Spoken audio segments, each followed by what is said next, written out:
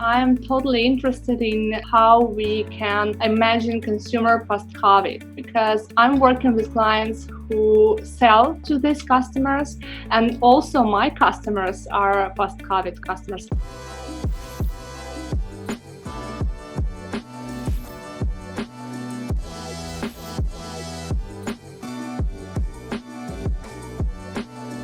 Not so long ago, I did an online poll where I asked my network about their number one customer experience priority for the remainder of 2020.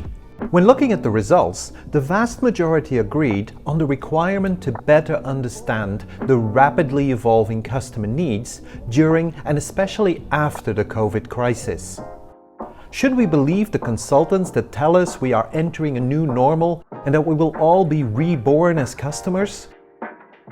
Or are we just temporarily adapting to a new situation in which everything will return to normal once we have found a vaccine? As I didn't have the answers myself, I decided to call a friend and organize an online jam session on the post-COVID consumer.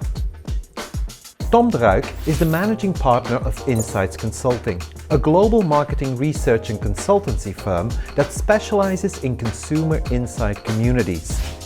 And as a two-person conversation can be a little limiting, we also invited a few others to share their opinions. This caused the conversation to go in multiple directions, but it all started with the question, what do customers want today? We started a global COVID-19 community with consumers from around the world to see how is this whole crisis impacting their lives and what do they actually expect from brands during this crisis. And one of the, for me, interesting facts was that consumers told us that they expect from brands to listen in. That it's not the moment to be silent and to do nothing. That they also expected from brands to take their responsibility, and instead of just talking about corporate social responsibility and purpose and all those kind of things, to actually do something. So not words, but actions. In a way, this is an encouraging message, because it would mean that finally profit, people and purpose are coming together. But as consumers, are we willing to really put our money where our mouth is? Once the COVID crisis is over, will we be willing to give up our conveniences and some of our price advantages simply to do the right thing for the planet and the world? Or are we all being a little bit too optimistic? It's a kind of wants-it-all consumer. They want to be, and there are a lot of paradoxes in their behavior. On the one hand, they want to save the world, or some of them, not all of them, of course. But on the other hand, they are behaving in ways that are counterproductive for what they want to achieve. We see that with many things. People want the convenience, for example, of e-commerce, and don't think about the impact on the environment of all the white vans driving around. This paradox applies to more than white vans. For example, before the COVID-19 crisis, a lot of FMCG research indicated that consumers everywhere wanted to get rid of plastics. But with all the health and hygiene concerns, this trend has been completely reversed, in that customers now want their vegetables, fruits and groceries to be packaged individually. So with all these contradictions and conflicting messages, what's a brand to do? Do the old rules of market research still apply, or do brands need to explore new ways of connecting to customers and understanding their evolving needs? What we advise our clients is to have a constant finger on the pulse, to be able to constantly follow the changes, follow the evolutions that there are in the lives of their consumers. Typically, companies would do research when they need it, when they have a new project coming up, when they have a change coming up. Probably in turbulent times, it's important to almost take the proactive route and first listen to consumers without knowing what you will do with it up front. So not the project kind of mindset of I have a project and for that project I need consumer input or I need consumer insights, but to take the kind of more structural listening, active listening to consumers approach and have that constant and direct line with consumers. When doing so, Tom recommends using the pause, play, fast forward model. This is a three-step approach in which you start by pausing. This means that every time there is an evolution in the market, you take a moment to check in with consumers about the changes in their situation. How do they feel about going into lockdown? Coming out of lockdown but living with restrictions? Dealing with the economic consequences of the coming recession? Facing a second or even a third wave? Then you have play, which is an agile reaction to the current situation. So how can you be relevant in that new situation? And of course, agile in the sense that you are going to listen, develop new pieces of communication or new services or tweaks to your customer experience, whatever, and you're going to check back with consumers. So it's iterative feedback kind of loops. And then we have, after pause and play, we have fast forward. And fast forward means trying to understand, by following people's behavior over time, which of those behaviors will become permanent, will stick around, and will define the expectations of consumers in the new normal, the never normal, whatever we want to call it. Taking this pragmatic approach should allow companies to continuously adapt to the specific changes in their customer situation.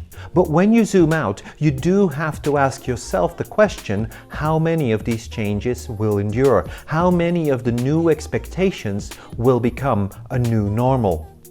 It is interesting to see how much of this is, let's call it, hype or anxiety that drives things right now. I think we already see a number of, let's call it, post-COVID initiatives that resembles more of traditional, basically going back to how it was in the behavior of the customers. So, I mean, I think we talk a lot about distancing and digitally interactions and no travels and all kinds of stuff, work from home. And then still we see people picking up on traveling. People want to go and actually work at the office. I'm actually not as, let's call it, pessimistic in terms of what is going to happen. In the very beginning of lockdown, we were all very optimistic and thought that this would be the beginning of a period of sustainability, of togetherness, of totally living our lives in different ways. And we can already see that a lot of people are going back to their kind of old routines to some extent. We also see that more people start to worry about the economic recession that is coming up. So they become where in the beginning of the lockdown it was all about togetherness and it's about helping each other out. Now that around the corner there is potentially a loss of income, or there is potentially a tougher situation for them personally, we again see that they become a little bit more individualistic in their kind of thinking. It's not going to be a completely new world, and probably the impact of the recession on consumer behavior will be bigger than the impact of the lockdown period. In some respects, the good thing about a recession is that it can be compared to things we have seen in the past. It's easier to predict what kind of changes that will come from a recession. I mean, if people lose their jobs, they have a certain type of behavior, and that's more predictable than I think than the uncertainty that we've been looking into in terms of perhaps, I mean, physically even changing our lives and whatever derives from that. But it's not just our expectations and spending habits that are changing. It's also our opinions that are evolving, and here brands need to adapt as well. People are more in duality nowadays, having more extreme convictions or point of views. Could it be that this is a trend now also that will be amplified due to recession, that you get more and more extreme standpoints in consumers, and how then to tackle that, or how to handle this as a company? It's very difficult for brands to navigate that minefield. because different parts of your target group might have different opinion and might literally be in one camp or the others. One of the potential trends that we came up with was consumer activism, in the sense that, of course, consumers are already very much empowered and loud on social media platforms for the last more than 10 years.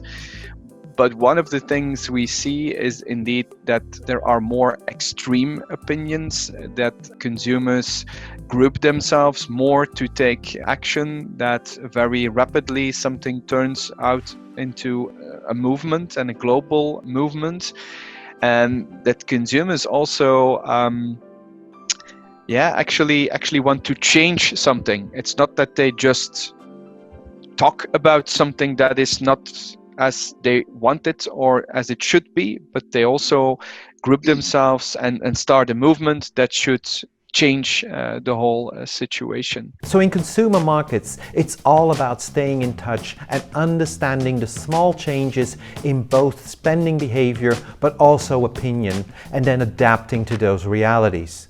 But how does that work for business customers? Now all of us work from home. Will this fundamentally change the way we work and especially purchase as businesses? Or will we see a return to normal once the opportunity arises? For companies, this is a big reflection moment, I think, in what was broken in the old model. Now that we were forced to do things differently because of travel restrictions, for example, but also because of budget restrictions, what was broken in the old model and how can we fix it? You already see that with the clients that we have, the big corporates. They mentioned, for example, for big meetings, big workshops of 3 days where you normally would fly in 20 people from around the world. We now did those workshops in a different way, spread over multiple days, and a combination of synchronous and asynchronous collaboration and workshopping. We now did that virtually, and they said, well, it cost us almost nothing compared to the opportunity costs and the travel costs of a classical workshop. And we have the feeling that the outcome is not only as good, it's probably better, because we worked more efficiently, we reinvented workshopping. And it seems that the new ways of working don't just make more business sense.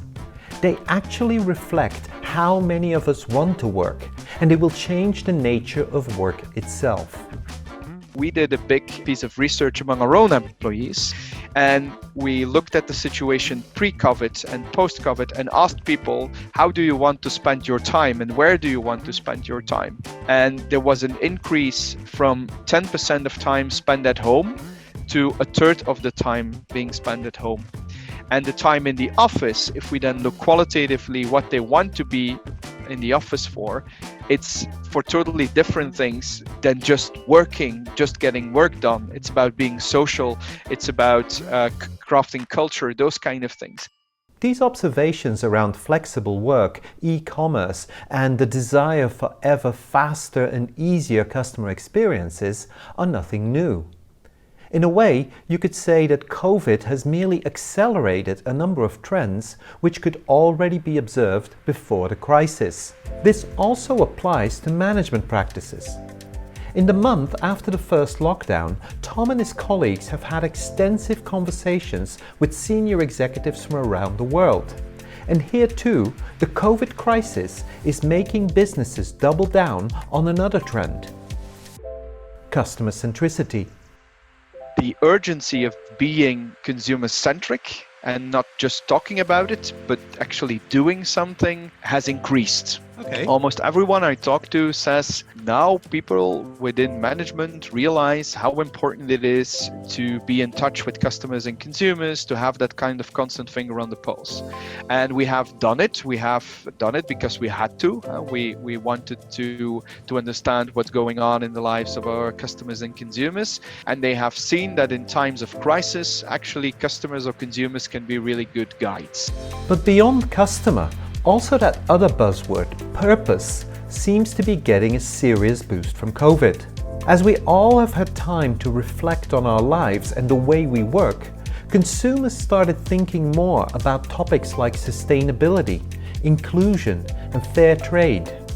And if one thing became clear, is that they expect companies to walk the talk on each of these topics. They actually force companies to take action on the promises that they have made in the past. Another thing that was probably in every annual talk of CEOs was purpose. We want to have a positive impact on society. Well, consumers said now is the time to have that positive impact on society and do something for us. There is even a very nice website where you can literally type in a brand and see what the brand has promised and what they really did. Some heavily criticized brands have already started to act on this trend. And they are starting to do it not by issuing yet another press release or trying to save some trees in the Amazon, because they know that consumers will not go for greenwashing anymore. What they're doing is that they're taking structural measures that systematically push them out of their comfort zone and will eventually force themselves to change. Emma Watson, for example, has joined the board of one of the biggest luxury groups in the world that we might not associate with full ethical behavior always. And then you think, well, this is maybe also part of this kind of trend, that those companies realize that there is something out there like consumer activism and that they want to show to the world, we really mean it. We're not just talking about all those kind of purpose and societal things. We really want to do something about it, and we're gonna take somebody on board that is not doing it for the money, that is very extreme in her opinions as well. So we are forcing ourselves almost to also take action as a company. The COVID crisis is triggering quite a few fundamental and even philosophical considerations for businesses and the way they deal with their customers. But to get very practical, I asked Tom to conclude with the 3 things he felt that companies should do to prepare for the post-COVID reality. Probably it's a combination of smartly using digital, because if there is one thing that we all did and loved in most of the cases, what's the convenience of digital? Probably there will be a touch of realizing our own ambitions, because if there is one thing that we did while having time, it was thinking about what is it actually that we like doing. We had more time to think about our own lives and our own ambitions. So can companies help people to realize their own dreams and ambitions? And probably there will also be a touch of social and societal kind of impact as well. So probably the new wave of kind of creativity that is needed within business to rethink business models is, how can we smartly use digital? What are now those kind of new ambitions of consumers after that reflection period? And that touch of real purpose for companies. Looking back at our conversation, the post-COVID consumer starts looking remarkably like the one we already know. However, some of the trends which were affecting this consumer and which were already apparent before the crisis got accelerated. It's like we all stepped into a time machine which condensed the next 5 years of customer and employee experience developments into 5 months. To me, that's the exciting conclusion of this little exploration. We don't know the detail of how customer expectations will evolve, but we can see the outlines of what is going to happen.